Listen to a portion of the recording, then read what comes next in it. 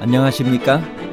인생의 복잡한 문제들을 말씀으로 단칼에 해결해주는 김종근 목사의 쾌도 남마입니다.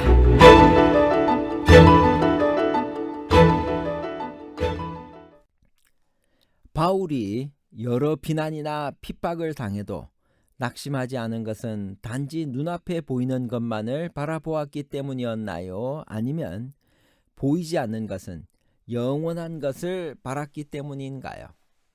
보이는 것과 보이지 않는 것에 관한 복잡한 문제를 하나님 말씀의 가르침으로 명쾌하게 해결해 드리겠습니다. 바울은 받은 직분을 어떻게 수행했나요? 직분을 맡은 자는 어떤 자세로 임해야 하나요? 고린도후서 4장 1절 2절.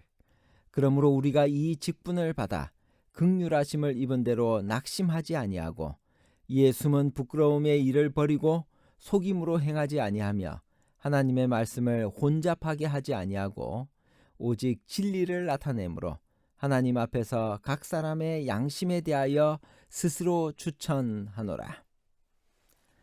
직분을 맡은 자는 어떤 자세로 임해야 되는가? 사도 바울은 이야기하기를 숨은 부끄러움의 일을 버리고 속임으로 행하지 아니하며 하나님의 말씀을 혼잡하게 하지 아니하고 오직 진리만 나타내는 자세로 일해야만 합니다. 이 영광스러운 직분은 모든 시련과 고난에서 그 신봉자와 사신들을 늘 붙들어 주기에 그 모든 어려움은 하나님에게 영광이 되는 것입니다. 자신의 생애를 정직하게 성찰하는 것 외에는 오만과 자만과 자기 과신을 극복할 수 있는 길은 없습니다. 바울이 회심하고 복음사역에 부름받은 것은 하나님의 은총 덕분이었습니다. 그리스도인의 사역에는 생애와 품성의 투명성이 요구됩니다. 지도자의 사업은 사람들이 그의 생애에 허점이 있을 것이라고 의심하는 순간 끝나버립니다. 진실한 교역자의 첫 번째 필수 요건은 하나님의 대의를 먹칠할 모든 것을 완전히 버리는 것입니다.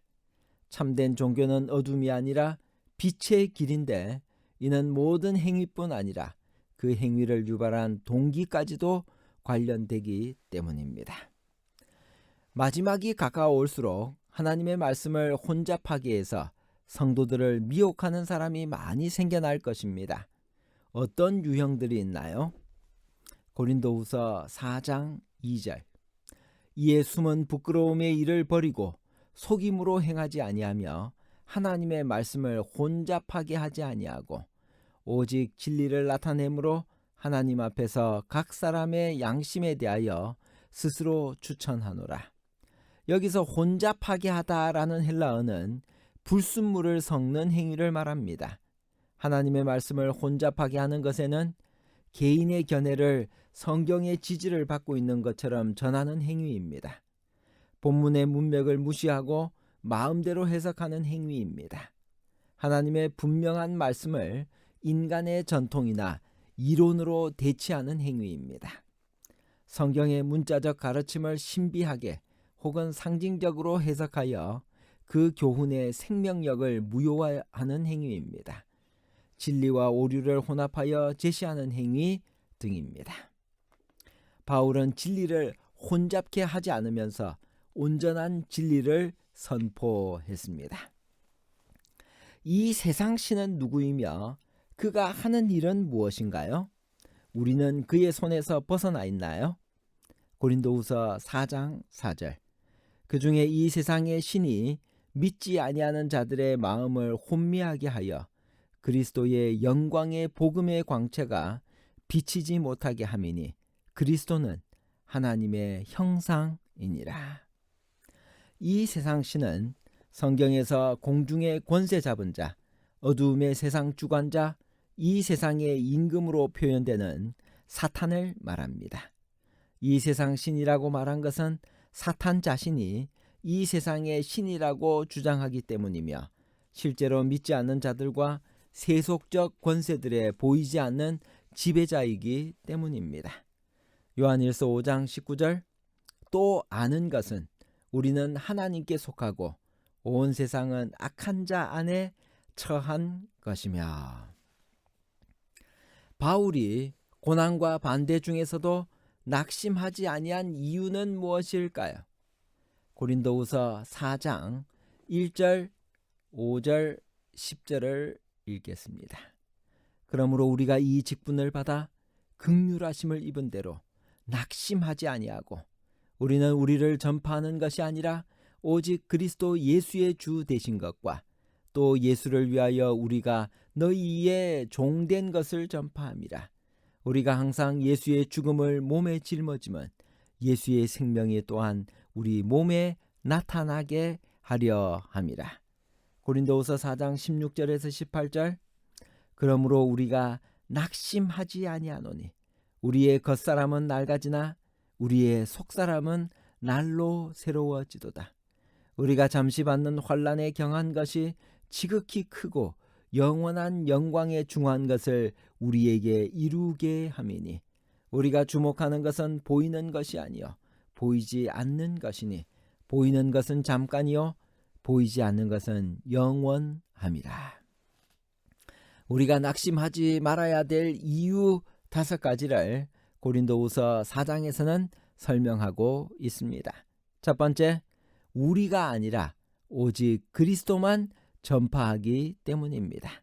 둘째, 예수의 생명이 우리 몸에 나타나게 하기 위해서입니다. 셋째, 겉사람은 낡아지나 속사람은 날로 새로워지기 때문입니다.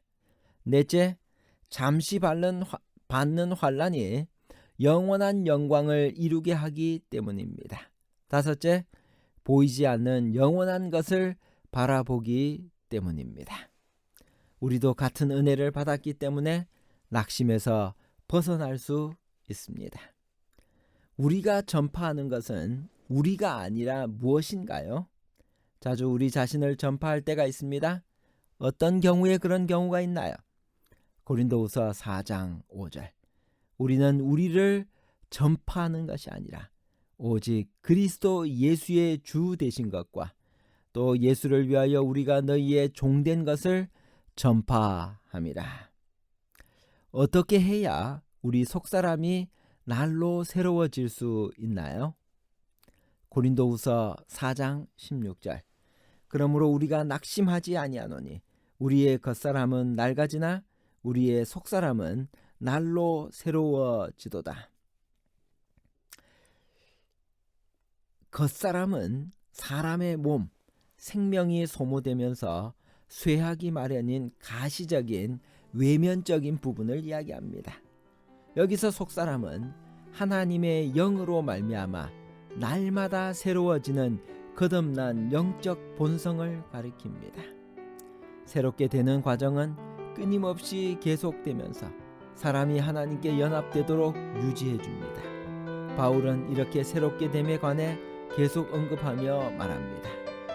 성령의 역사의 한 측면은 신령한 생명과 에너지와 용기와 믿음이라는 새로운 자양분으로 신자를 새롭게 하는 것입니다. 사람의 영혼 속에 하나님의 형상을 온전히 회복하는 일은 바로 생애에서 매일 일어나는 성령이 새롭게 하는 사역입니다. 그렇기에 비록 겉사람은 세월이 흘러감에 따라 늙고 쇠할지라도 속사람은 생명이 지속되는 한 은혜 속에서 계속 성장합니다. 바울은 생애의 시련과 시간의 신속한 흐름, 나이가 들어감과 고통과 고난 그리고 죽음 자체까지도 묵묵히 바라볼 수 있었습니다. 동시에 성령은 부활의 날에 받게 될 선물인 불멸에 대한 확신을 그에게 주셨습니다. 하나님과 함께하는 경험이 냉랭하고 형식적이 되지 않게 하려면 모든 그리스도인에게는 이런 매일 새롭게 되는 경험이 필요합니다. 영적으로 새롭게 됨으로 하나님의 말씀에서 새로운 빛을 받게 되고 다른 이들과 함께 나눌 은혜를 새롭게 경험하게 되며 마음과 뜻이 새로 깨끗함을 받게 됩니다. 결론입니다. 첫째, 바울이 여러 비난이나 핍박을 당해도 낙심하지 않은 것은 단지 눈앞에 보이는 것만을 바라보았기 때문이 아니라 보이지 않는 것은 영원한 것을 바라보았기 때문입니다. 둘째, 우리가 낙심하지 않는 이유는 우리의 겉사람은 낡아지나 속사람은 날로 새로워지기 때문입니다.